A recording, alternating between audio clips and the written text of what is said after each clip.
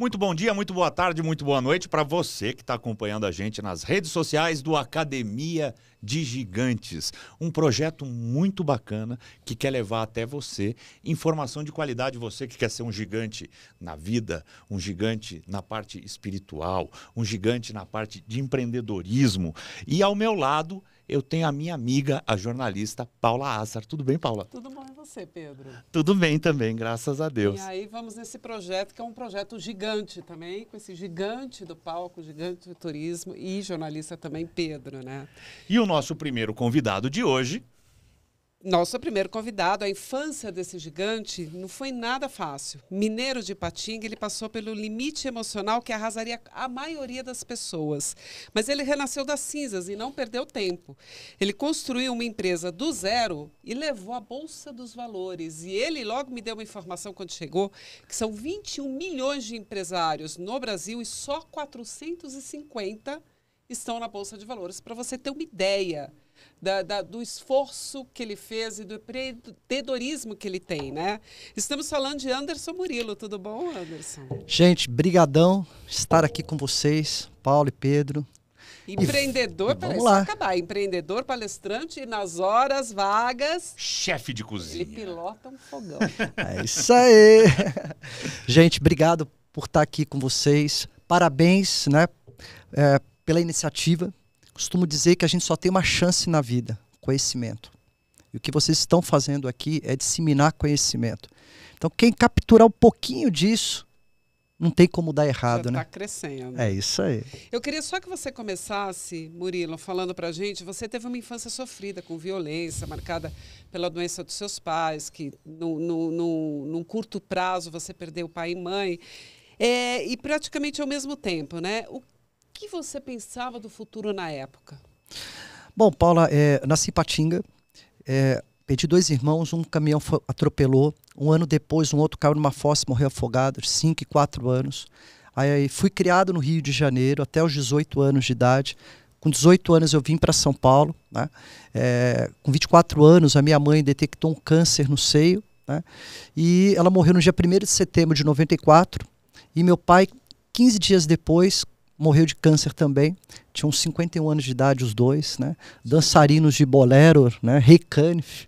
Eu lembro da minha infância, os dois, às vezes eles não saíam porque não tinha uma condição financeira, mas tinha uma vitrolinha, né? E na vitrolinha colocava o Rei Canif e ficava ali, né? Dançando. Então, assim, eu sou uma pessoa que passei por assim, muitas dificuldades nesse sentido, mas eu sempre tive uma coisa muito clara comigo, né? A gente nasce, a gente morre, e a gente só tem o tempo e o tempo acaba. E quanto mais rápido a gente entender a importância da gente fechar ciclos, é claro que lá atrás eu não pensava nada disso. Hoje, né, eu estou com 53 anos, né, a gente consegue fazer uma leitura da vida de uma forma melhor, né? Então eu não tenho assim, a menor dúvida que eu valorizei cada momento da minha vida, porque eu também aprendi que a felicidade não é quando eu tiver isso ou quando eu for aquilo, mas a felicidade é o quanto que eu coleciono de bons momentos para contar boas histórias, né? Então, eu acho que essa junção, talvez de uma forma não tão calculada, tão precisa, mas sentindo, né, e vivendo, fez a diferença para que a gente pudesse construir uma cabeça diferente. Anderson, e nesse pacote todo, você tinha tudo para dar errado, né? Vamos combinar que você tinha uma soma de fatores aí para dar errado. Como é que você inverteu essa história toda? Onde que virou essa chavinha na tua vida aí? Bom, Pedro, assim, quando eu começo a entrar na vida profissional, né, desde criança eu sempre busquei resolver meus problemas. Então não tinha dinheiro, vamos vender picolé, vamos vender queijo, vamos vender qualquer coisa. Depois eu fui para o Mac, primeiro dia no Mac, limpando a privada do McDonald's. E aí um insight que é importante para essa turma, tá? Primeiro, seja agradecido pela oportunidade. E 2, faça o seu melhor naquele momento. Então, se você é uma pessoa agradecida à vida e você faz o seu melhor naquele momento, você já começa a criar um mindset muito diferente, tá? E aí o que acontece? Fui para o Banco Real, escriturar e caixa no Banco Real. Aí teve um episódio bacana nesse momento de decisão, outro insight. Eu queria muito fazer uma faculdade, porque eu entendi que se eu não fizesse uma faculdade, dificilmente eu conseguiria dar um próximo passo, né? Porque minha mente precisava expandir. E eu não tinha grana, eu era caixa do banco. E aí o que eu fiz? A minha família é do sul de Minas. Eu ia para Minas para visitar meus pais a cada 15 dias. Eu ia nos sítios e começava a comprar queijo. Eu comprei 2 isopores, botei, né, enchia de queijo, e a cada 15 dias eu vinha para São Paulo, vendia no banco, para o pessoal que trabalhava do banco, e nas kitnets, porque eu morava numa kitnet na Rua da Glória, na Liberdade. E eu batia de porta em porta para vender queijo. Durante 2 anos, eu paguei minha faculdade vendendo queijo. E aí, qual que é o ponto de reflexão aqui que eu acho que é importante? O preço que você quer pagar. Por quê? Se eu faço esse sacrifício nos primeiros anos da minha vida, eu tenho certeza absoluta que eu tenho muito mais chance de dar certo e muito mais chance de colher frutos lá na frente, do que se eu não fizer esse sacrifício agora e ter que ter uma vida muito mais difícil, uma vida muito mais limitada, com muito mais restrição. Então, isso tudo faz muita diferença quando você vai fazendo as escolhas. Mas de verdade, Pedro, tudo isso não foi feito de forma... foi feito muito mais intuitivo.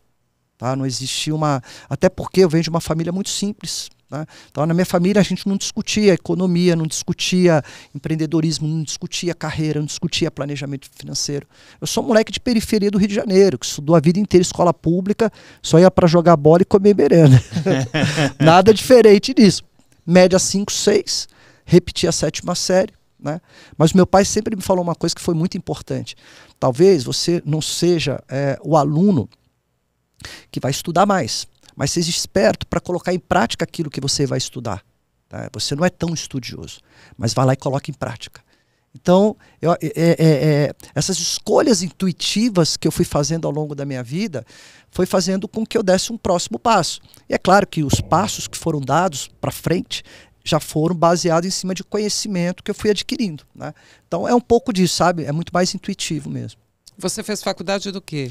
Publicidade e propaganda, em Mogi das Cruzes. Eu pegava o trem todos os dias, lá no Brás, que era o trem dos estudantes. Então eu era caixa do Banco Real. Aí eu tinha que, muito rapidinho, conseguir bater o caixa daquela época. Não tinha nada online. Era aquela turma na fila do caixa, e aí vinha aqueles boys com aquele mundaréu de cheque para autenticar. Desespero total. Mas no final dava certo. Se eu não pegasse o trem dos estudantes, que era um trem que saía 6 e 8, eu tinha que pegar um trem que ia parando em todas as estações. Então era tudo ali muito na tensão, porque se desse uma diferença no caixa, eu perdia o trem. Então até na hora de fechar o caixa no banco, tinha que ser preciso. Né? Então, e aí por aí você vai trabalhando. O Anderson, muita gente fala hoje que mas ali era outra época, ele conseguiu isso, mas eram outras épocas, agora não é mais assim. O que você fala disso? Eu gosto de falar de uma palavra chamada lucidez. Hoje o que norteia a minha vida? Basicamente, lucidez, autoconhecimento e atitude.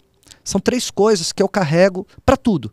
Para cuidar da minha saúde espiritual, minha saúde física, minha saúde mental, meu planejamento financeiro, meus negócios. E aí o que eu falo para você?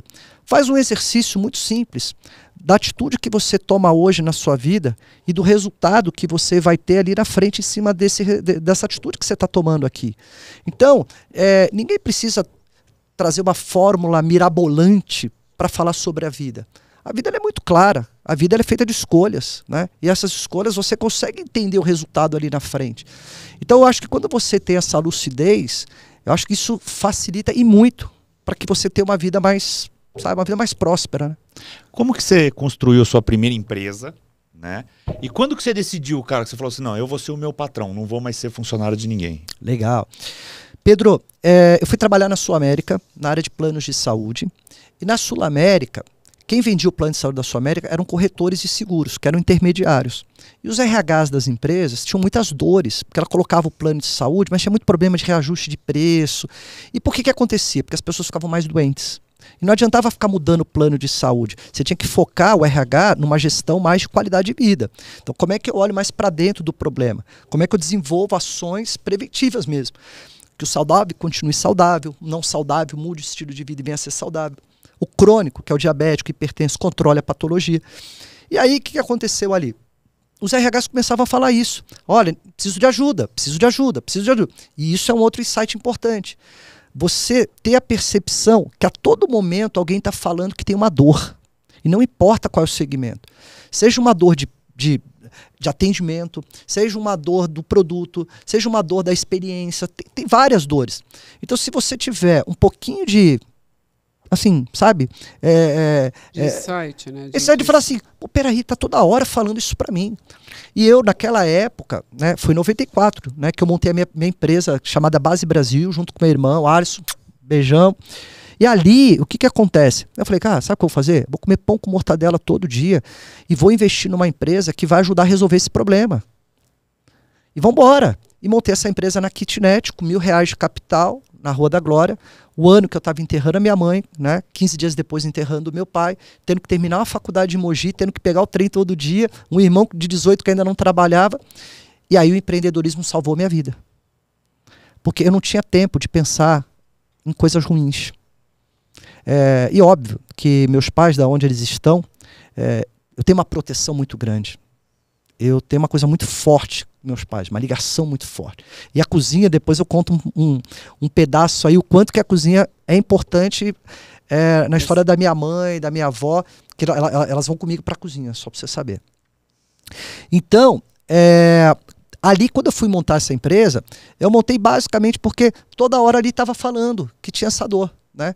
E aí eu montei uma corretora de seguros chamada Base Brasil, especializada em ajudar os RHs a resolver o problema de gestão de saúde dentro das empresas. Ou seja, ajudar a fazer com que o colaborador percebesse o benefício como um benefício e ajudar o financeiro da empresa a trabalhar o budget que ele tinha em cima dessa despesa. E aí com isso eu me tornei uma corretora diferente de mercado, porque a maioria dos corretores só intermediavam. Porque eles não tinham o conhecimento técnico que eu tinha. Eu estava no momento da expansão da Sul América. Eu estava treinando mais de 100 mil corretores para vender o plano de saúde da Sul América. Então eu conhecia por dentro como é que funcionava uma operadora. Então eu sabia negociar o reajuste, tinha relacionamento com o mercado e sabia capturar essas dores. Né? Então isso também é importante. Não necessariamente é uma regra você ter um conhecimento sobre aquele assunto para montar um negócio, mas é um grande facilitador. Porque no final a gente transfere conhecimento. Eu gosto muito dessa palavra, né? Principalmente pensar na curadoria das coisas. Né? Então, se você já tem esse conhecimento, entende as dores, cara, aí não tem como dar errado. E aí sim eu montei a Base Brasil, junto com meu irmão, nessa kitnet com R$1.000 de capital. E aí de lá para frente eu vou respondendo o que vocês quiserem. O Anderson, o quanto o emocional e espiritual comanda a vida do empreendedor? Putz, excelente pergunta. Volto a dizer aqui, tudo que eu fui fazendo foi muito intuitivo, tá? Mas hoje eu tenho essa leitura muito clara. E isso não existe hoje você ter acesso às melhores práticas de mercado, não importa de onde vêm essas práticas de mercado, para você implementar na sua empresa, se você não buscar, como ser humano, trabalhar uma alta performance. Porque as duas coisas precisam vir juntas. Né? E quando eu falo alta performance, eu estou falando o quê? Capacidade de tomar decisões. E aí, para isso, quando você olha a parte da espiritualidade, ela faz toda a diferença. E quando eu falo em espiritualidade, eu estou falando ser do bem e fazer o bem. Para mim, o que importa é a atitude, sabe? Eu sou católico, mas eu não discuto religião com ninguém. Eu acho que a grande sacada de trabalhar uma espiritualidade é você todo dia acordar e falar assim, como eu melhoro como ser humano com os meus defeitos? Porque a gente não é uma máquina perfeita, mas como que eu vou trabalhando isso ao longo do tempo? E depois, o quanto que eu coloco na prática isso. E quando eu falo em prática, é o quê? É desde a hora que você acorda, com a sua família, com as pessoas que trabalham dentro da sua casa, com o lixeiro que passa na frente da sua casa, aí você vai para dentro da sua empresa, com os colaboradores, com os seus clientes, com os seus fornecedores. Então, é você jogar essa energia da espiritualidade de um jeito muito positivo e muito bom. Né? Então, acho que esse é o primeiro pilar. Porque um negócio também, para ser bem sucedido, e eu acredito muito numa coisa que é energia. Né? Acreditem ou não acreditem, eu não estou aqui para discutir isso, mas eu acredito. E essa energia é uma troca daquilo que eu dou. Então, se eu dou uma energia muito positiva e muito boa, eu sei que meus colaboradores vão me entregar muito mais, a empresa vai estar num clima bacana, tudo funciona muito bem. Então, acho que quem empreende, né, deveria olhar isso, e até porque isso também faz parte da vida. Né? Cada um acredita no que quiser, mas eu acredito muito nisso. E depois a parte da saúde física e mental. E o que eu gosto de fazer? Como eu não sou uma pessoa que fica estudando absurdamente tudo que acontece de ponta no mundo, o que eu estudo hoje é que eu consigo colocar em prática. Então assim, eu preciso tomar uma decisão de tal assunto que eu não domino. Eu vou lá, eu vou estudar para colocar em prática. Eu não vou ficar estudando 1 milhão de coisas, que eu vou adquirir muito conhecimento, mas pouco eu estou colocando de forma efetiva para um próximo passo. Então, por exemplo, saúde, que é um outro ponto importante, Por quê? Para você tomar decisão, você tem que ser estratégico. Porque um empreendedor, ele tem 3 partes que são muito importantes. Você tem a parte que você é operacional, você tem a parte que você é executivo e você tem a parte que você é estratégico. Né? São 3 coisas muito claras na jornada. Claro que no começo você é tudo. Né? Mas você tem que ir para o segundo momento, que é o quê? Você começar a trazer gente, você delegar, você começar a potencializar pessoas para entregar mais resultado. E você tem que ser estratégico, por quê? Porque você está levando essa empresa para algum lugar. E para onde essa empresa vai? Você é o comandante dessa empresa. Então as decisões que você toma são muito importantes. Então para a tomada de decisão, a saúde física é muito importante. Por quê? Você chega bem, você chega com disposição, você chega com vontade. E aí olhar a saúde física e mental. Então saúde física, faz o básico. Que no meu caso, o que eu faço? Eu tenho minha endócrino, que eu passo com ela a cada 6 meses, faço minha bateria de exames. Aí lá atrás eu procurei uma nutricionista para melhorar o meu processo de alimentação, 80-20, então 80% do meu tempo mais saudável, 20% a gente dá aquela fugidinha, né? E exercício, eu me exercito todo dia. Então todo dia eu acordo, já é sagrado, eu começo meu dia me exercitando, não abro mão disso, e aí eu vou para minha empresa. E isso para mim faz toda a diferença. Porque enquanto eu estou ali me exercitando, por mais que você fale assim, eu não estou trabalhando, mas ali você está oxigenando, né? E ali você tem as ideias, você precisa tomar uma decisão, você já chega mais preparado. Então, a importância da espiritualidade, a importância da saúde física e da saúde mental. Então, saúde mental, o que eu fiz, basicamente? Hoje eu convivo com pessoas que me trazem coisas boas. Tá? Então, assim, parentes e amigos, o que eu puder ajudar financeiramente, o que eu puder ajudar diante de um problema, seja ele qual for, eu sempre vou estar ali, porque a gente não pode abrir mão das pessoas que foram a nossa história, que são a nossa história de vida. Nosso entorno, né? Exatamente. Mas a caminhada, de alguma forma, eu posso escolher. Então hoje eu convivo com pessoas que assim, cara, eu não quero que fique falando mal da vida do outro, que fique querendo prejudicar o outro, que fique fazendo coisa... Na minha casa é um lar sagrado. Até um beijo para minha esposa, Juliana, meus filhos, tem 4 filhos, uma calopsita e um cachorro.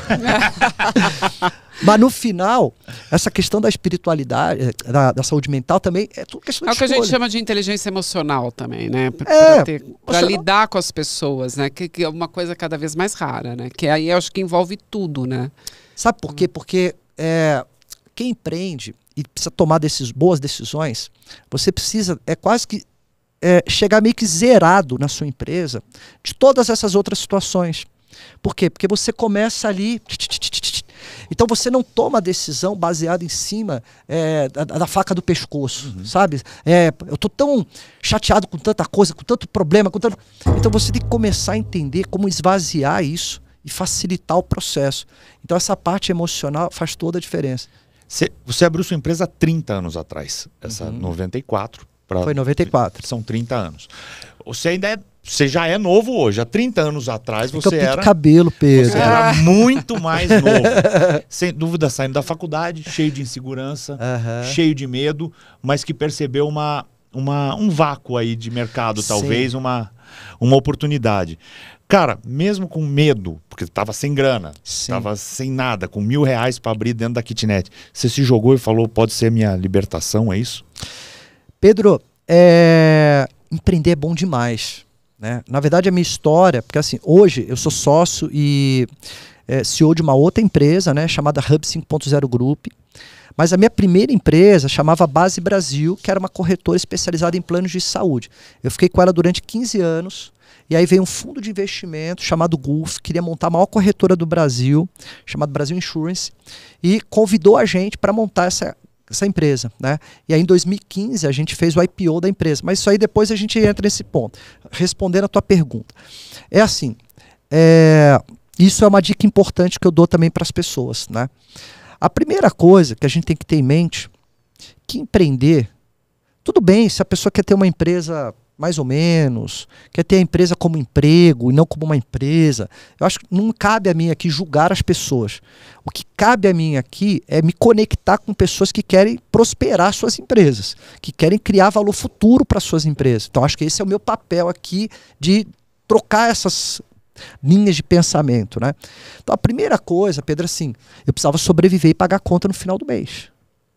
Eu não criei a minha empresa com baita business plan, eu nem sabia que era isso. Plano de negócio, né? Cara, vamos botar comida para dentro. Preciso pagar o aluguel da kitnet, Preciso comer, preciso comprar. Essa é a primeira coisa, sobrevivência. Mas aí, o que eu fiz? Aí, sempre os conselhos do meu pai, né? Cara, faz o que é importante fazer. Bom, eu nunca fui empresário. O que eu fiz? Comecei a contactar alguns caras grandes do mercado. E de verdade, os empresários são muito solistas, se a causa for nobre. E aí eu fui lá para conversar com alguns caras e falei assim, cara, eu quero montar um plano de saúde, eu quero montar uma corretora, assim, uma empresa e tal. Mas eu nunca fui empresário.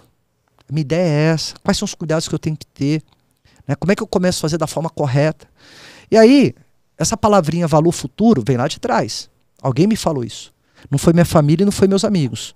Foram pessoas que já tinham consolidado negócios. Então, isso é muito importante. Com quem você se aconselha na hora que você vai montar uma empresa?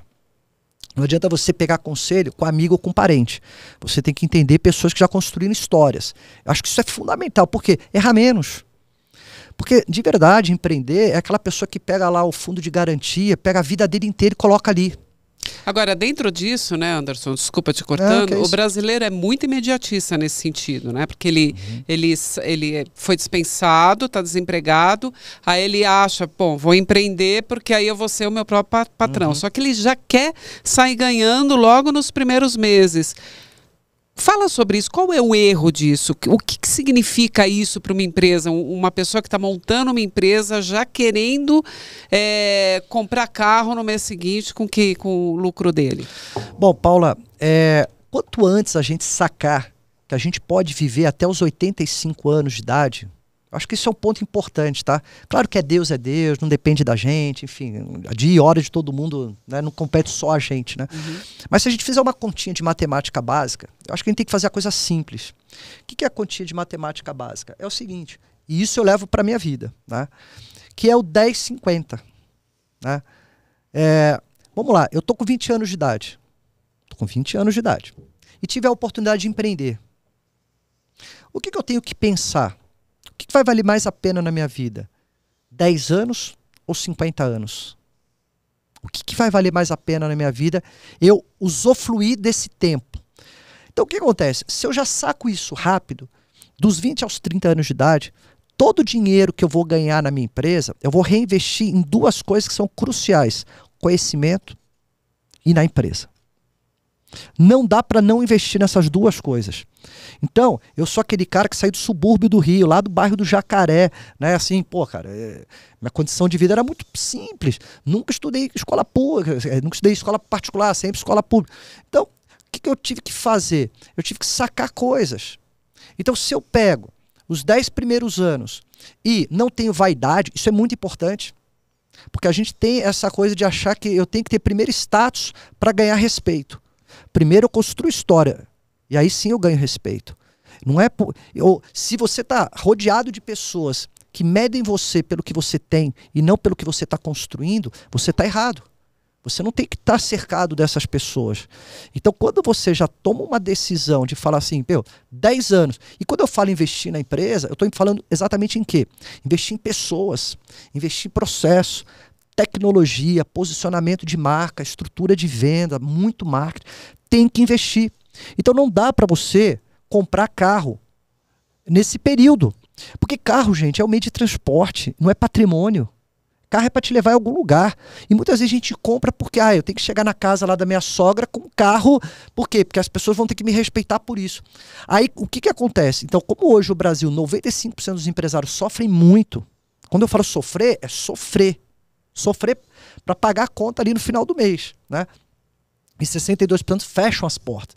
Então, o que acontece aqui nessa história? Então, se eu pegar esses 10 primeiros anos e combinar comigo, que nem no meu caso, eu ia namorar as meninas, eu virava para essa filha, o negócio é o seguinte, você vai namorar comigo a pé, você vai namorar comigo de ônibus e de metrô. Eu não vou comprar carro e não vou te buscar de carro na porta da sua casa.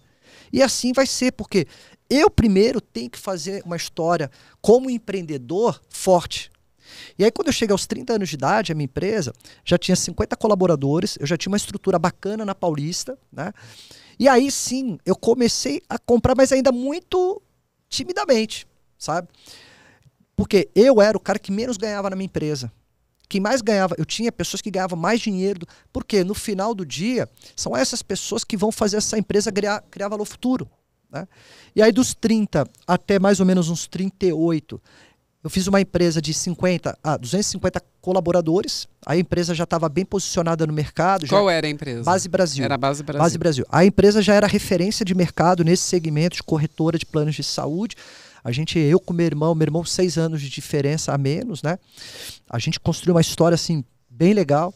E aí esse fundo de investimento veio conversar com a gente, né? Fala, cara, a gente vai montar a maior corretora do Brasil e vai abrir capital na Bolsa de Valores. Falei, como assim? Até outro dia eu estava lá limpando a privada do McDonald's e vou listar uma empresa na Bolsa de Valores 15 anos depois, né? Aí o que eu fiz? Aí eu fiquei 1 ano estudando sobre esse mercado, porque pô, eu não sabia o que era IPO, não sabia nada, assim, de verdade, nada. Explica para as pessoas o que é IPO depois. Basicamente assim, é quando você pega a sua empresa e vai colocar a sua empresa na Bolsa de Valores, vai fazer uma oferta pública de ações, né? Então o que é isso no final do dia? Eu era dono sozinho da minha empresa, eu com meu irmão. Então a gente pegava lá, olhava a receita, a despesa, olhava o lucro, né? Distribui quanto, investe quanto, simples assim, essa é a tomada de decisão. Quando você vai colocar sua empresa na Bolsa de Valores, essa empresa já não é mais sua, é do mercado, né? Então o que você faz? Você tem ações da sua empresa e aí você vende e compra a qualquer momento. Mas como é que foi essa história? Então assim, como assim eu não vou ser mais dono da minha empresa? Né? Que esse é um outro patamar, porque isso é o máximo que você consegue construção de valor futuro de uma empresa. Né? Por quê? Porque é você pegar quanto vai valer a sua empresa, quando você vai para um processo como esse. Ele vai para um outro patamar de valor, muito diferente. Então, primeiro, a gente teve que fazer, a gente chama de pitch. O que é o pitch? Então você vai falar com fundos de investimento. Então a gente foi falar com fundos de investimento em Singapura, vários lugares. E aí você tem que explicar para o cara, amigão, você tem quanto aí de dinheiro sobre a sua gestão de ativo? Sei lá, trilhões. Pega um pouquinho disso, vai lá para o Brasil e põe dinheiro nessa empresa. Então você tem que fazer um pitch para mostrar para o cara. Se vender. Convencer as pessoas. E assim, são pitches de 10 minutos, coisa rápida. E ali o cara vai falar, pô, legal, a tese é boa, faz sentido, vou comprar papéis, vou comprar as ações da sua empresa. Que seria mais ou menos o que as startups fazem com os investidores. Com os investidores. E aí com isso, né, aí quando foi em 2010, em março de 2010, a Petrobras ia ter uma janela boa, e aí foi uma época muito de IPOs, né? Teve muitos IPOs ali acontecendo ali para frente, né? E aí em 2010, aí a gente fez o IPO, e a empresa foi listada na Bolsa de Valores, né? A empresa chegou a ter 1.500 colaboradores, foi para outro patamar. Aí a gente monta um conselho de administração para tomada de decisão, cria a hold, contrata os melhores caras de mercado, CEOs e por aí vai, e ali toca a empresa, né? Mas o que isso é importante dar como recado para as pessoas? Você precisa montar uma empresa para ir para a Bolsa de Valores, mas você tem que montar essa empresa ou para ela perpetuar, isso é muito importante, porque assim, ninguém é eterno. Você construiu uma história boa, legal, faleceu, e aí? A quantidade de empresas que quebram, que dão problema e dá pau para tudo quanto é lado. Segundo o Sebrae, 80% das micros e pequenas empresas, no primeiro ano, elas quebram. 80%, cada 10, 8. É muita coisa. Muita coisa. E em 5 anos, 60%. Quer dizer, de 80, as que sobraram, passou na peneira e depois ainda tem mais uma outra retirada, né? Não, é cruel, porque assim, o mato é muito alto para cortar, sabe? Porque quando você empreende, você tem que pensar assim, qual a melhor estratégia de produto ou serviço? Qual o melhor modelo societário? Qual é a melhor estratégia de marketing? Qual é a melhor estratégia de gestão financeira? O cara tem que ser bom em tudo. E o cara que monta uma empresa, ele não tem um know-how para ser bom em tudo. Né? E aonde que ele dá tiro, aonde ele dá foco, e aonde ele... Então assim, é cruel porque a gente não aprende com a nossa família, a gente não aprende com a escola, a gente não tem uma base para pelo menos falar o seguinte, cara, começa pelo caminho, começa fazendo isso, né? Mas Anderson, ninguém abre uma empresa para quebrar. Claro. O cara, às vezes, ele investe todo o dinheiro da vida dele num sonho, numa coisa de ter um negócio próprio. Qual que você acha que é o principal erro desses empresários, por exemplo, que quebram depois de um ano? 80% quebra das micro e pequenas. E depois de 5 anos, 60% das que sobram também quebram. Então, quer dizer, sobra 8% de tudo isso. Né? Qual que você acha que é o principal erro, o principal equívoco do empresário, da pessoa que pega todo aquele dinheiro que ele ganhou suado ou o dinheiro que ele não tinha, investiu até um dinheiro que ele não tinha e não deu? Pedro, eu vou falar pela minha história de vida, tá? Eu não vou entrar aqui em teses de empreendedorismo. Eu vou falar a visão Anderson, história de vida. Eu acho que um ponto crucial aqui, para mim, se chama ambição. Isso, para mim, faz toda a diferença. Por quê? Porque por mais que você, às vezes, não tenha acessado as melhores práticas para montar um negócio, quando você é um cara ambicioso, que você quer fazer um negócio dar certo, cara, você vai fazer esse negócio dar certo. Eu tenho para mim, na minha vida, que a coisa que deu certo para mim foi quando eu falei assim, isso não pode dar errado de jeito nenhum, cara. Eu não existe, não é que tem que dar certo, não existe a possibilidade de dar errado, não pode. Não existe plano B, não né? É isso. Não existe plano B, é plano A. Você é ambicioso porque você vai fazer aquele... Quando eu falo ser ambicioso, eu tô falando assim de construir uma empresa bacana, legal, ganhar dinheiro, realizar ações e tá tudo certo. Então, quando você tem esse processo da ambição como algo muito forte na tua vida, que você não quer... Você não quer ficar ali naquela zona de conforto ruim, mas você quer fazer algo muito maior. Acho que isso é um primeiro ponto que faz muita diferença para quem empreende, tá? E aí, naturalmente, é o cara ter essa cabeça de investir na empresa. Esse é o segundo ponto importante. Sacrifício. Botar a barriga no balcão. Não adianta o cara achar que ser empresário é glamour. Empresário não é glamour. O empresário não é estar em Alphaville, numa mansão, postando uma Ferrari. Claro que ao longo do tempo, se você conquistou isso, é um sonho, é um desejo, cara, vai lá e compra e gasta com o que você quiser, porque isso é um mérito teu, não se discute. Mas até chegar nessa caminhada, até chegar nesse ponto, a caminhada ela é muito grande. Então, se o cara tem ambição, se o cara está disposto a fazer sacrifício, né? Sacrifício financeiro, é isso que eu falei atrás, sacrifício financeiro. E o cara realmente quer investir nas melhores práticas dentro da empresa. Você quer um ponto que eu acho que vale a pena ressaltar aqui? Muitas vezes, quando empreende, as pessoas... Às vezes o cara tem um carro lá de 100 mil. Isso você vê a diferença de quem quer realmente empreender e fazer dar certo e quem não acredita no negócio. Está ali só porque precisa pagar as contas no final do mês. O cara tem um carro de 100 mil. E às vezes ele poderia meter aqueles 100 mil na empresa dele.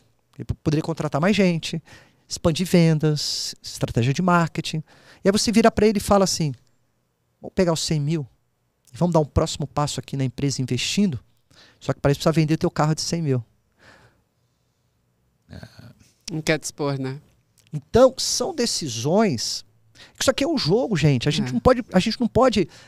se a gente entrou no jogo de ser empreendedor, de construir uma empresa, a gente precisa aprender a fazer a coisa certa. Agora, tem um outro ponto. O austríaco Peter Drucker, que é o pai da administração moderna, ele costumava falar que, abre aspas, continuar fazendo a mesma coisa é mais arriscado que fazer mudanças. Quando é que o empresário tem que ter o time de que ele não pode perder aquela inovação? Ele tem que pensar em inovar. Ele não pode perder aquele time, senão ele vai perder alguma coisa e o trem vai passar na empresa e ele não vai estar nele. Bom, primeiro que assim, né? O mercado de inovação ele é muito rápido, né? A gente tem grandes empresas que ficaram para trás, né? Foi. Kodak, Xerox. Não é que é rápido, é muito rápido. Empresas com cada gente vez mais, né? capacitada. Né? A gente até um tempo atrás, a gente falava de mudanças a cada ano. Há muitos anos atrás, Revolução Industrial, Revolução Tecnológica, né? Mas hoje em dia, com inteligência artificial, com tudo que está vindo aí pela frente, o processo ele é extremamente rápido. Extremamente agressivo, rápido. Né? Você que veio da parte de financeiro, você muito, sabe disso, né? Ele é muito agressivo. Os planejamentos financeiros hoje são... Assim, de verdade, a minha visão sobre esse ponto, tá?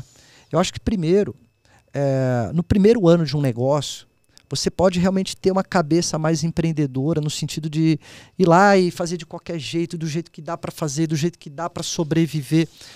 Mas o quanto antes você já ter a visão clara do mercado que você está atuando... porque isso também é um ponto importante, tá? As pessoas pouco param para estudar o seu mercado.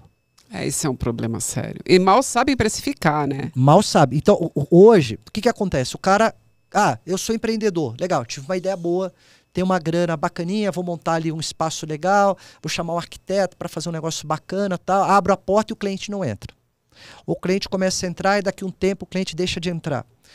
Quanto do tempo desse cara ele está participando de congressos, eventos, simpósios? Quanto do tempo desse cara está falando com fornecedores, está falando com o mercado, está falando com concorrente? Quanto tempo ele se dedica? O empresário, muitas vezes, ele é aquele cara que está lá no ar-condicionado da sala dele, apertando o botão e fazendo tudo da cabeça dele. Então aqui, qual que é o ponto aqui, para responder isso de uma forma bem objetiva? Você tem que estar muito plugado com o mercado que você atua. Porque a partir do momento que você está plugado com o mercado que você atua, você vai ver de forma muito rápida para onde esse mercado está indo, quais são as inovações que estão acontecendo, e vai entender o seguinte, qual é a carona que você pega com isso. Né? E às vezes você tem que pivotar o teu negócio, faz parte. Não necessariamente você começa de um jeito e vai terminar do mesmo jeito. Né? Agora, o que não pode é você ficar esperando as coisas acontecerem e você não está vivendo o burburinho das coisas. Então, eu sempre, quando eu tive empresa, 5% do meu tempo sempre foi focado em quê? Escutar. Porque eu não sou um gênio do empreendedorismo. Creio. Não, cara, eu só escuto. Vou lá e executo. Observa. Escuto. O objetivo de toda empresa é vender ou um produto ou um serviço, seja o que for, né? Uhum. Quais são suas dicas para isso? Bom, primeira dica, volto aqui ao ponto da ambição. Se você não tem ambição, você não dá o próximo passo. Isso aí para mim, é crucial. Segundo, quem monta o negócio, ele tem que ser o principal vendedor da empresa dele. E não importa em que tamanho a sua empresa está. Não importa se você é uma empresa pequena, média, grande. Você tem que ser o principal vendedor. Por quê?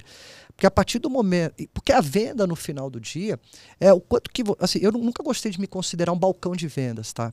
Porque isso também entra com a minha primeira base, que é a espiritualidade. Por alguma razão, Deus escolheu e falou assim, cara... Isso aqui vai ser tua vida, vai ser sua missão. Então você vai ter causa, você vai ter propósito e você vai ajudar a resolver problema. Então, assim, isso foi o que, de alguma forma, eu fui capturando, né? Mas quanto mais você faz esse processo de forma legítima, quanto mais você usa o teu conhecimento, a sua curadoria para melhorar a vida de alguém, e não importa qual tipo de segmento que você vai exercer, naturalmente isso vai acontecer de uma forma muito forte. E aí, com isso, você ser o primeiro vendedor. Todo mundo dentro da sua empresa precisa vender e está contagiado com a causa que aquela empresa está efetivamente resolvendo as dores do mercado. E não ter dó de gastar dinheiro com as melhores estratégias comerciais e de marketing. Que era uma pergunta minha. Quais as melhores hoje estratégias de marketing e comunicação? Bom, primeiro que assim, a gente também não pode achar que só o online resolve a vida. Né? A gente tem o offline e tem o online, de forma muito simples. Né? Vou dar um exemplo aqui. Eu morei um tempo ali na Vila Clementino. E aí eu fui no Hortifruti e tinha um açougue lá. Aí eu cheguei lá, o cara virou para mim, Anderson, você está vindo pela primeira vez? Eu falei, primeira vez. Tá. O que você veio comprar? Não, eu queria comprar um contrafilé. Eu falei, contrafilé? Quantas pessoas são na sua casa? Eu falei, mas que cara, perguntando muito sobre a minha vida, né? Aí eu falei, não, sou eu, minha esposa. Aí ele falou, vocês vão comer tudo de uma vez? Eu falei, agora já tá... Tá exagerando. Aí no final do dia é o seguinte, aí eu falei, não, cara, para descongelar lá e tal. Eu falei, posso colocar em 3 saquinhos? E aí você vai descongelando cada saquinho por vez. Eu não contrafilé. A outra vez que eu fui lá, daquele jeito que você quer, e já sabia meu nome. E na terceira vez, Anderson, cara, não perde tempo em vir aqui não, vai estar lá na tua casa do jeito que você quer. Então hoje, tem uma coisa muito importante na estratégia de venda chamada experiência do cliente. Então a gente tem que entender que a experiência do cliente, ela passa por várias etapas. Desde o momento que o cliente vai te enxergar, seja no online ou offline, e aí no online você tem 1 milhão de possibilidades, né? Mas tem que fazer da forma correta. Porque antigamente você contratava uma agência, a agência definia a arte e ela olhava as mídias e trabalhava. Cara, hoje em dia a gente recebe 2.000 informações ali. O que faz você parar para clicar ali e ler aquilo? Então é muito desafiador, não é uma coisa simples, porque todo mundo acha que agora todo mundo é publicitário, né? Todo mundo tem um produto. Legal, democratizou. Mas eu ainda valorizo muito a parte criativa das agências. Eu valorizo demais a inteligência das agências. Não é porque hoje você compartilha que isso gera resultado. Porque no final, se você não conseguir mensurar resultado disso, se você não conseguir... você está perdendo tempo com essas histórias. Né? Mas a maneira que essa comunicação está chegando ao consumidor mudou completamente, né? Sim. O que eu vejo da comunicação? Né? Primeiro, eu sempre gosto de pensar em entretenimento, porque no final do dia... As pessoas hoje, a capacidade delas de parar e ter atenção com alguma coisa é surreal, né? Porque hoje até para você conseguir assistir um filme, assistir uma novela, assistir uma série, Eu assisto porque eu adoro, mas você pegar as novas gerações, é a geração do TikTok, toda coisa muito rápida. 15 segundos, né? Segundo. Então hoje você tem que ser muito assertivo em 3 coisas. E isso é uma dica boa para quem vai fazer marketing, para quem vai vender. Tenha em mente 3 coisas, tá? Primeiro, o grande benefício que você vai gerar para aquela pessoa que está enxergando você. O cara, na hora que você está se comunicando com ele, ele tem que ver algo que realmente fala assim, putz, isso aqui é o que eu precisava. Isso aqui é o que vai resolver o meu problema. Então você tem que ser muito... O pitch, aquele pitch inicial, seja com uma imagem, seja o que for, tem que ser muito assertivo para entrar no coração das pessoas. Porque hoje o desafio é ganhar o coração das pessoas, não é nem ganhar a cabeça, mas é ganhar o coração das pessoas. Então a primeira coisa é isso. Segundo, você tem que ter credibilidade para entregar. Então não adianta só você gastar dinheiro com uma agência, investir em marketing, tráfego pago e por aí vai. Mas se você também não tiver capacidade, na hora que o cliente ligar para falar contigo, ou na hora que o cliente entrar, for mal atendido, demorar para dar resposta, demorar para dar feedback. Então você tem que ter, dentro dessa estrutura, capacidade de entrega, né? E terceiro, o como, que é o quê? Como que esse cara contrata, como que esse cara vai ser atendido. Tem que ser muito amigável, tem que ser uma coisa muito fácil, rápido, ágil, né? Então se você tiver um pitch matador, se você gera credibilidade e você gera facilidade, né, é isso que tem que incorporar a tua estratégia de comunicação, independente de qual veículo que você vai usar, né? Muitas vezes a caminhada do empresário não é fácil. Uhum. E a pessoa escolhe alguém para andar ao lado dela, que a gente chama de sócio. Não é? Boa. Quase um casamento. É um casamento. Acaba sendo um casamento nos Claro, negócios. Quais são os tempo. principais acertos e erros na escolha de um sócio? Porque você pode escolher um sócio que te ajuda a correr, ou você pode escolher um sócio que é uma âncora, que te ajuda a afundar, né? Ó, eu te respondo isso de uma forma muito simples. Principalmente quando você está começando um negócio, tá? Primeira coisa, não pegue um amigo ou um parente para te agradar. Ponto. Isso não existe. Isso não dá certo. Você vai perder o amigo, você vai perder o parente. De forma simples é isso. 2, traga alguém que vai complementar uma habilidade que você tem. Então, assim, se você é um cara muito bom para vendas, para marketing, para comercial, mas você não é um cara bom de operação, não é?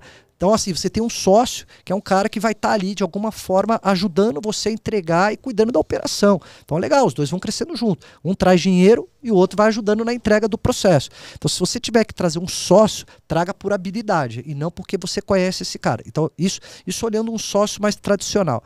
Depois você tem uma outra situação. Contrata funcionário, começa a fazer o funcionário crescer com você, define quais são as áreas-chave da empresa e define como que você pode gerar um percentual em cima daquilo que o cara vai entregar para você. Então é assim, amigão, desafio e recompensa, desafio e recompensa, desafio e recompensa. E aí o que você faz? Às vezes você traz ali 2, 3 sócios que vão ser caras que eram colaboradores, funcionários, que não tinham a ambição de ser donos de negócio, mas você foi lá e fez, mas você traz os caras junto contigo.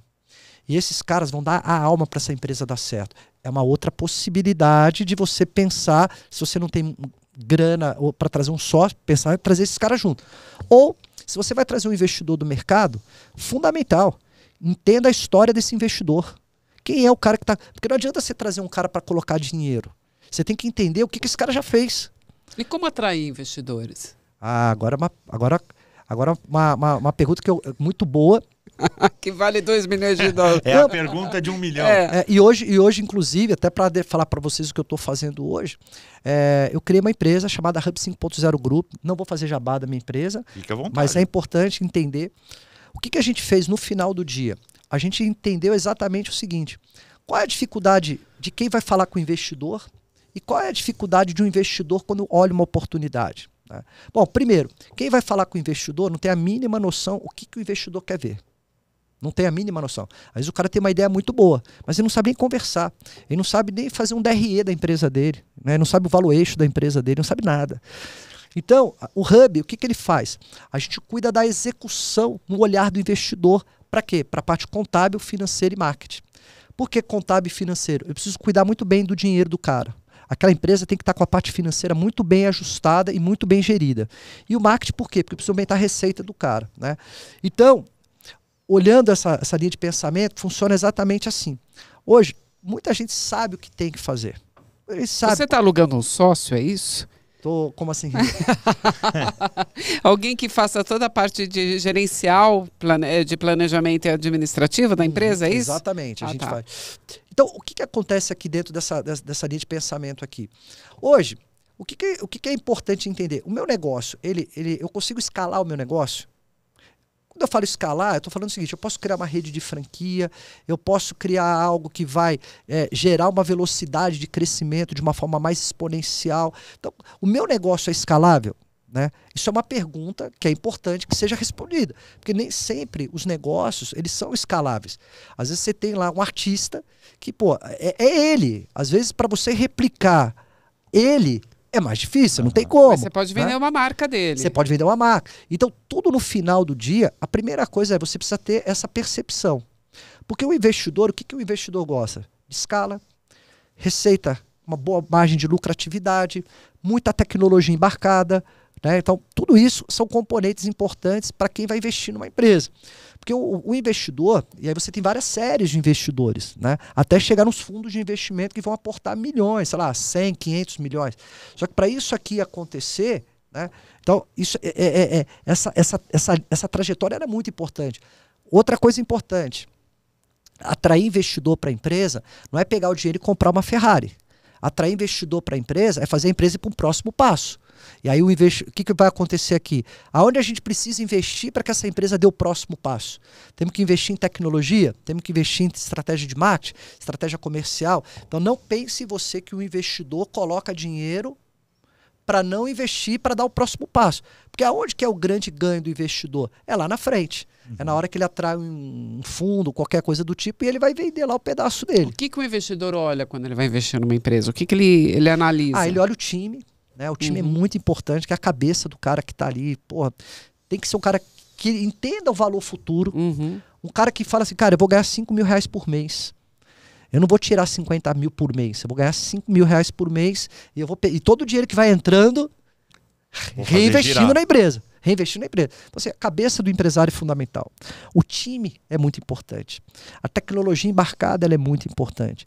As dores que essa empresa está resolvendo do mercado, né, são dores legítimas para que realmente esse mercado seja um mercado de oportunidade. Né?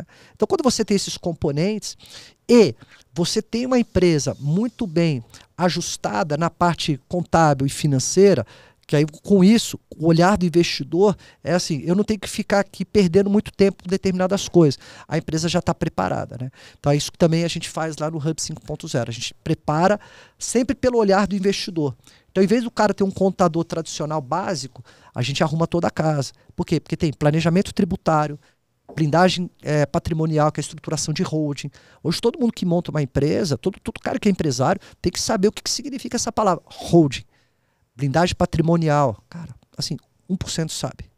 99% que monta o negócio não sabe o que a holding é importante para blindar o patrimônio dele. A grande maioria não sabe disso, né? E por aí vai. Anderson, você falou do time da empresa.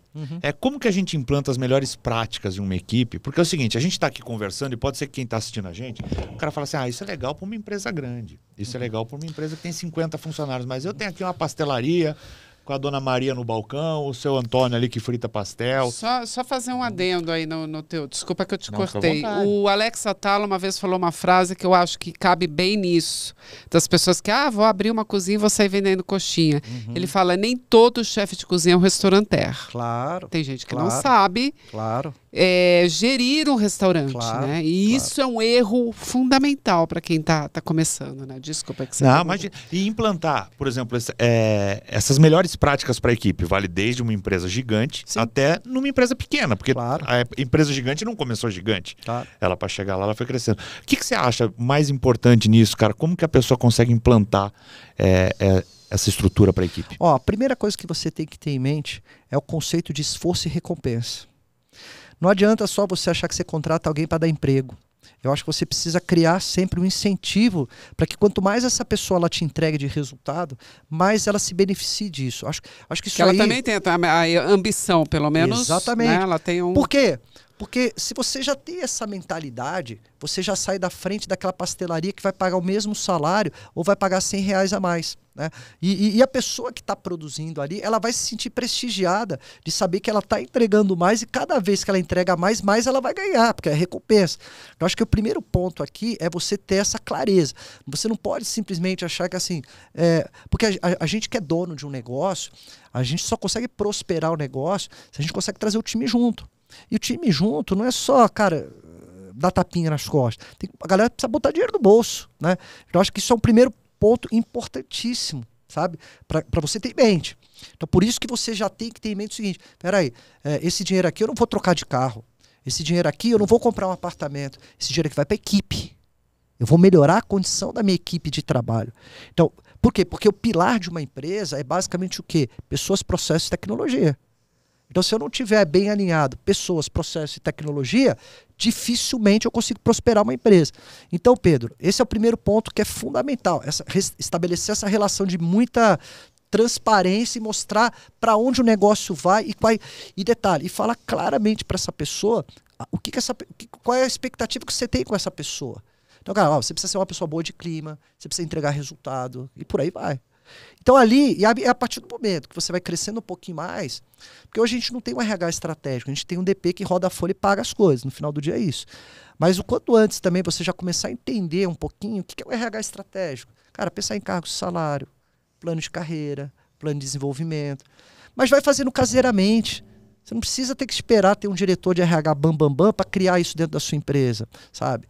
Vai vendo ali, pô, qual o case bacana ali de cargos e salários. Estuda, assim. No começo, você realmente tem que se interessar por algumas coisas. Depois você delega tudo. Depois você traz os melhores caras de mercado. Mas tenta ir acertando um pouco isso, sabe? Você acha que hoje é uma prática maior, Anderson? Porque antigamente era uma utopia o empresário pensar que ele tivesse que realmente investir na equipe. E com a tecnologia atual, com o embarque que as empresas têm tecnológicos hoje, cada vez mais as pessoas vão se tornando dispensáveis. Né? Agora a gente tem aí a inteligência artificial, que está tentando enlatar uma parte da comunicação, que isso pode ser um erro, um acerto, mas ainda, eu acho que acredito que ainda há passos a ser dados, né? A gente ainda está testando tudo, mas cada vez mais as pessoas vão perdendo o emprego em detrimento à tecnologia. E, em contrapartida, são muito poucos empresários que pensam que eles têm que investir numa equipe. Ao contrário, eles cada vez querem mais ter mais a tecnologia em detrimento do ser humano ali trabalhando com ele. Bom, então vamos falar assim, business, né? Business ele é muito claro, né? Ele tem que gerar rentabilidade no final do dia para o acionista. Então, acho que a gente não discute business, né? Então, o business é esse. Então, assim, cara, preciso ter um negócio rentável, escalável e que, os acionistas, os investidores ou o próprio empresário entenda que ele fez o melhor para isso aqui acontecer. E aí entra o tripé. Hoje, não tem a menor dúvida, como é que se aumenta a rentabilidade? Se aumenta a rentabilidade com tecnologia, com processo e com pessoas. São 3 coisas muito claras aqui nesse processo. E aonde tiver pessoas dentro dessa operação, as pessoas vão ter que se qualificar cada vez mais. Porque todo o processo, ele está basicamente em cima do quê? Educação.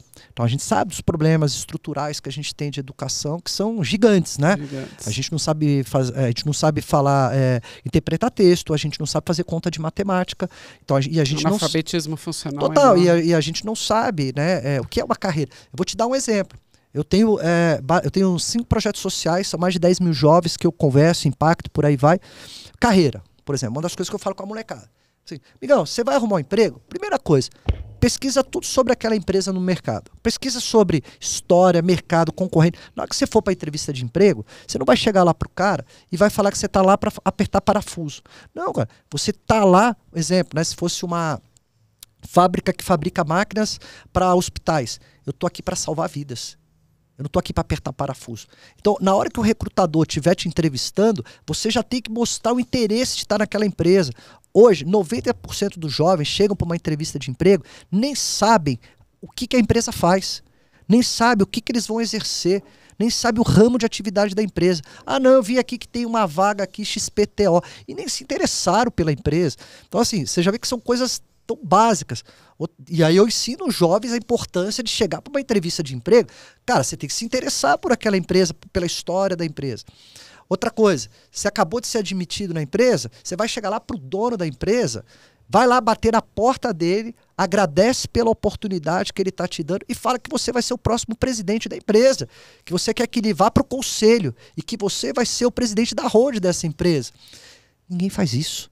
E quem é dono de uma empresa, a coisa que mais quer é ter colaboradores que querem crescer na empresa, que querem fazer a empresa dar certo. E são coisas tão básicas, tão simples, que deveriam ser ensinados em algum momento da história, né? Anderson, a gente está chegando quase no final da nossa conversa. Mas ainda dá tempo. Não era 8 horas de podcast, é o primeiro, né, Pedro? O que você faria de diferente nessa tua jornada? Ah, Pedro... Pô, pergunta boa, hein? Basicamente, eu acho que aprender coisas, me interessar por coisas de uma forma mais rápida, eu acho que isso seria importante, né, na minha linha de pensamento. Porque hoje eu sei que tudo que eu basicamente fui construindo ao longo do tempo foi pela intuição. Não foi por uma base científica para tomada de decisão. Eu fui basicamente fazendo de uma forma intuitiva, né? Mas aquilo que eu falei no começo. O meu pai, eu herdei isso de uma forma muito forte dele, que é: filho, você não é o cara que... Você não é o mais estudioso, mas você é o cara que vai ser mais esperto. Coloque isso em prática. Mas se eu pudesse também ser um pouco mais estudioso, talvez eu faria mais coisas, né? Mas isso eu não me culpo, não. Acho que, sei lá... Fez parte do processo. Acho que Deus tem uns planos de vida, né? E a gente vai seguindo, né? Mas no final, cara, acordo bem todo dia, durmo bem, agradeço a Deus. Agora, não basta ter intuição, você tem que ter coragem. Você foi buscar a tua onde? Primeiro, a primeira coragem e eu acho que aí tem não tenho certeza que tem uma proteção divina muito forte dos meus pais. Quando os meus pais faleceram, né, e eu estava com 24 anos, eles faleceram com 51 anos, né? Super novos, né? Muito novos. Você imagina, enterrei minha mãe, 15 dias depois eu enterrei meu pai, né? E ali o que acontece? Eu não poderia ter ido por um caminho errado na minha vida. Porque o que mais os meus pais me ensinaram foi princípios e valores. Princípios e valores. Então, assim, eu tinha que continuar minha história de vida pela base que eles deixaram para mim. Então, isso foi a coisa, assim, se existe uma coragem que eu posso dizer, eu acho que essa foi uma coragem muito importante na minha relação com os meus pais. E isso é uma coisa importante nos dias de hoje. Eu tenho 4 filhos. Todo mundo precisa investir muito em princípios e valores. A gente só vai mudar esse país, a gente só vai mudar a classe política, eu não vou entrar em questões políticas, mas a gente só vai mudar esse país na hora que todos os pais exercerem o máximo possível do seu tempo a ensinar princípios e valores. Estou falando que lá na frente não pode dar errado, mas se você tiver isso de uma forma muito forte, a gente só muda esse país com próximas gerações que investam nisso. Não é simplesmente investir em dar dinheiro, investir em dar celular, investir em princípios e valores. Então acho que esse foi um ponto muito importante. Outro ponto foi a sobrevivência, né? Eu não tinha... É mais ou menos a história dos vikings, né? Que ia lá, ia invadir uma cidade, botava fogo na embarcação, olhava para trás, não tinha para onde voltar. Ou vai para frente ou vai para frente. No meu caso, eu não tinha para onde, não tinha como olhar para trás. Ou eu vou para frente ou eu vou para frente, né? E aliado a isso, assim, eu também fui um cara meio inconformado no sentido de, não grato à vida, conformado no sentido assim, bom, cara, a vida tem muita coisa boa. Eu quero usufruir das coisas boas que essa vida tem, né? Mas grande parte das coisas boas depende de dinheiro. Então eu preciso conquistar o dinheiro para que eu possa também usufruir de coisas boas. Né? Então assim, pô, gosto de cultura, gosto de gastronomia, gosto de um monte de coisa legal.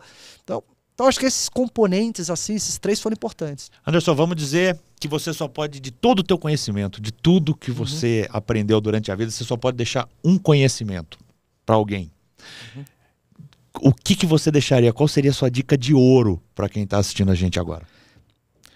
A gente nasce, a gente morre, só tem o tempo acaba. Grande legado. Então, cara, se joga. vai ser feliz. E mais importante, não dependa de ninguém para ser feliz. Seja feliz com você. Faça o seu melhor para você. Porque no final a gente constrói o legado. E o que é o grande barato dessa história? É você olhar a tua trajetória e abrir uma garrafa de vinho e curtir uma música dos anos 80, que eu gosto dos anos 80, né? E falar, uau, valeu muito a pena, e vale muito a pena. Porque... E valer a pena, que eu digo, é realmente fechar os ciclos, sabe? Você é criança, vai brincar, vai correr, sem muita preocupação, sem muito compromisso. Você é adolescente, vai namorar, vai pra balada, vai curtir a vida. Ah, começou a estudar, legal. Mas tudo você tem que fazer com intensidade, cada fase, porque o tempo acaba e a gente fecha ciclo. Quanto mais rápido a gente entender isso, mais rápido a nossa vida vale a pena. Basicamente é isso. Tá. Obrigada, Anderson Murilo. Consegui Foi responder. Fechou, mas eu queria fazer mais uma. Por favor. Nós estamos aqui numa academia de gigantes. Ah, bacana. Para você, Anderson, o que faz um ser humano ser um gigante?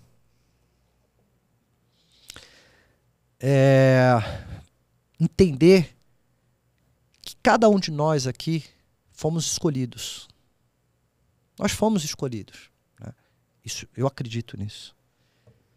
E a gente precisa voltar para a sociedade aquilo que foi um dom que Deus deu para a gente. Porque eu não acho que ir para o caixão e as pessoas olharem o patrimônio que eu conquistei e falar assim, uau, que admirável. Mas o quanto que eu devolvi para a sociedade, o quanto que eu impactei a vida das pessoas. E muitas pessoas que hoje conseguiram ter um patamar de vida muito bom, grandes executivos, grandes empresários, o quanto mais rápido, e não só isso não, qualquer pessoa que pegar um pouquinho do tempo, sabe, vai ali no orfanato do lado da sua casa, você é um diretor financeiro, vai ali ver como é que ele está fazendo contas a pagar, às vezes está tendo uma dificuldade para cuidar das contas, senta ali e fala, cara, faz assim, faz assado. Vai ali no asilo, né? Você que se formou na área de letras, sei lá, senta ali, lê um livro, uma pessoa idosa. Se cada um doar um pouquinho do tempo para um projeto social, que você transfere o seu conhecimento para... Hoje, o que eu faço? O que eu gosto de fazer? Gosto de ajudar jovens a produzir sua riqueza, transferindo conhecimento. Porque para mim ninguém é vítima e ninguém é coitadinho. Tem que parar com esse negócio de Bolsa Família, tem que parar com tudo isso. Todo mundo o país só tem uma chance. Se todo mundo produzir riqueza e se todo mundo buscar conhecimento, que aí se você junta conhecimento e produção de riqueza, naturalmente, e antes disso, princípios e valores, a gente tem uma nação melhor, né? Então é isso. Eu acho que a gente precisa realmente dedicar o dom que Deus deu pra gente para transformar. Acho que isso é o mais importante. Agora sim. Agora não, eu estou feliz. Quem isso quiser é te seguir com nas redes sociais. grandes valores, né? Quem quiser te seguir nas redes sociais, Anderson. Pô, legal. Meu Instagram, né, é o Anderson Murilo. Tem o O na frente, porque tem um monte de Anderson Murilo. Então, o Anderson Murilo. Quem quiser ser conectado com a nossa empresa, quem quiser caminhar junto com a gente, Hub 5.0. Então traz a sua contabilidade para a gente vai cuidar, você vai estar junto comigo nessa jornada, então vai ser um prazer a gente poder somar energia e crescer junto, né? E tem o chefe Anderson Murilo, que eu dou dicas de gastronomia, Pedro. Tem o chefe que pilota também. Na verdade, essa história foi muito simples, né? É assim, eu sempre vi a felicidade da minha avó e da minha mãe na cozinha. Você ficou de contar. Então a minha avó, ela ia para a cozinha, aquela cozinha pequenininha do sul de Minas, aquelas casas de mineira, né, que come pouco, né? E a família toda em torno, que a minha avó baixinha, sabe? Tamaninha, mas rapaz, eu juntava 100 pessoas na cozinha, naquele fogãozinho de 4 bocas, e aquela paixão que ela tinha pela cozinha. Então eu, quando era criança, eu vivi isso, né? Essa magia da cozinha. Depois a minha mãe trouxe isso para a vida dela, né? Minha mãe era apaixonada pela cozinha, e aí eu vendo meus tios, parentes, todo mundo querendo ir em casa na hora do almoço. E aí essa felicidade eu trouxe comigo. E aí o que eu faço? Toda quarta-feira eu faço um jantar para minha esposa, já faz 15 anos, eu não sigo receita, totalmente intuição. Então eu vou lá, pego uma proteína, um peixe, um camarão, sei lá qual for, e aí eu começo, vai ser agridoce, não vai ser, o que a gente vai brincar aqui? E aí eu vou no mercado, só que detalhe, a minha mãe com a minha avó vão juntos. E ali eu vou conversando com a minha mãe. E aí, o que você acha que vai combinar com isso aqui? Tem uma biblioteca gastronômica maravilhosa. E aí depois eu vou para a cozinha. E aí sim, na cozinha, elas estão junto comigo cozinhando. Aí eu abro a minha garrafa de vinho, né? Que eu sou apaixonado. E ali, o que eu fiz, na verdade? Isso é uma dica legal. Eu troquei o tocar por sentir. Então eu sinto a presença da minha mãe comigo quando ela está na cozinha. Então, minha mãe sempre gostou muito de cozinha. Sempre foi uma pessoa muito simples, muito humilde, mas sempre gostou de cozinha, sempre gostou de decoração, sempre gostou de aquilo. E o meu pai sempre foi um cara sensato. Meu pai era químico. Aí é um cara muito sensato. Então, toda vez que eu estou para tomar uma decisão, eu converso com ele. E aí eu lembro de como ele tratava os assuntos, como ele tratava as pessoas, como era essa sensatez. Com a razão, né? A razão. Cientista. E aí eles estão vivos comigo, mas a cozinha foi nesse sentido. A cozinha une os povos, né? É isso. Sabe aí. disso. Então é isso, gente. Olha, com essas e outras a gente vai encerrando o Academia de Gigantes de hoje. Exatamente. Obrigada, Anderson Murilo, por ter sido o nosso primeiro convidado. Uau, que responsabilidade, e por dividir com a gente história. Tanta coisa bacana. Sua história. Não, gente, super obrigado e parabéns, né? Vai ser um sucesso.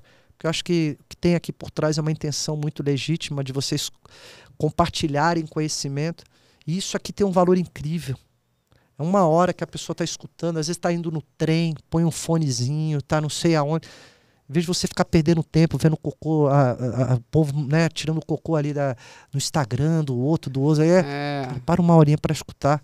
Isso faz toda a diferença. Que seja uma academia para muita gente. Exatamente. Acompanha a gente nas redes sociais. Semana que vem a gente volta. Um beijo. Um beijo. É isso aí, gente. Valeu.